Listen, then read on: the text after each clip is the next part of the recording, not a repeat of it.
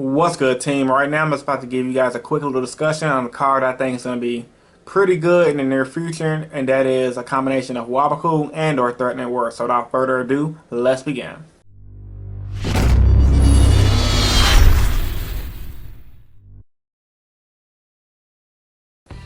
So starting out by saying, what does Waboku and Threatning Word do? As you guys already know who've been playing the game forever like me, Waboku pretty much says you can't take damage from the turn. So if your opponent attacks one of your monsters, the monster can't take damage, and pretty much they don't die. Pretty much, it allows you protection for the turn from all battle damage, and your monsters stay on the field.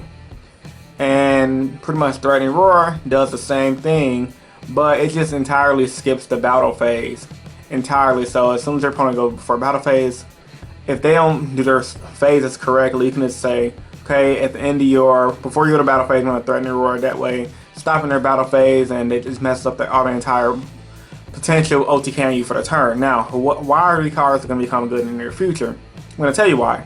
Decks like Infernoids, decks like Performer Pals, decks like Necros, and much more that we have right now that are really fast and really consistent, that are based on just going for the one-turn push. It shuts those decks off for at least one turn, allowing your deck another turn to combat those decks. Now, decks that will benefit from these two cards are decks that can go off for one turn. Great examples could be the decks I just mentioned: Performer Pals, Monarchs, and Necros. Those are all decks that if they get an extra turn, they can pretty much win. So in the mirror match, you can go Threatening Roar or Waboku. Okay, now your opponent, now you have the upper hand because on your following turn, your deck has so many plays, it allows you to come back and win. Lower tier decks that those cards could be good in.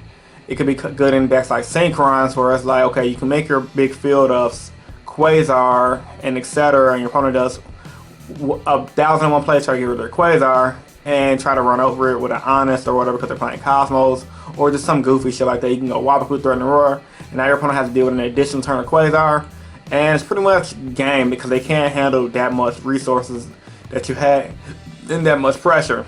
Now, the reason why these cards are also good is because they're chainable traps, meaning if your opponent goes MST, Slip Rider, or anything that has an effect that destroys a card on the field, guess what? You can chain these cards and allow you to just go off against your opponent.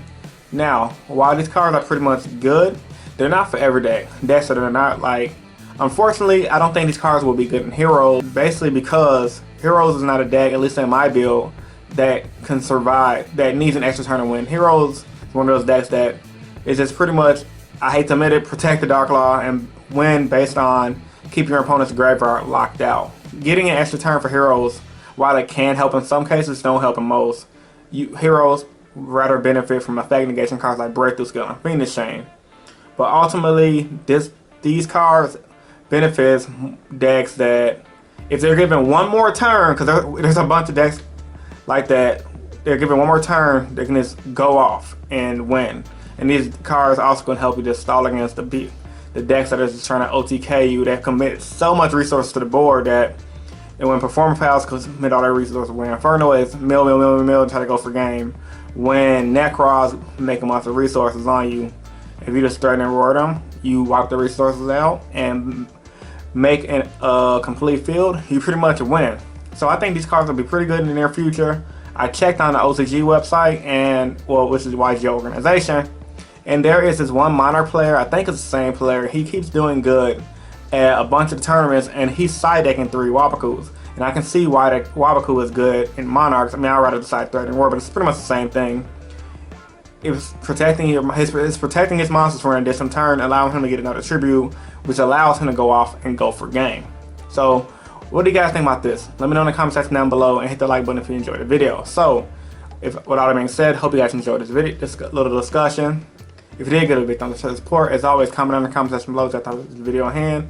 And of course, I do these videos, I truly believe in helping you guys become better players. And also do these videos, I truly believe in you guys helping me become a better player. Chris from Team Innovation signing out. Peace, ties, and stay innovative. Deuces. The new Cosmos Strawman that was just revealed on the Konami website. So without further ado, let's begin. Cosmos Strawman. Level 2, Light Psychic Monster.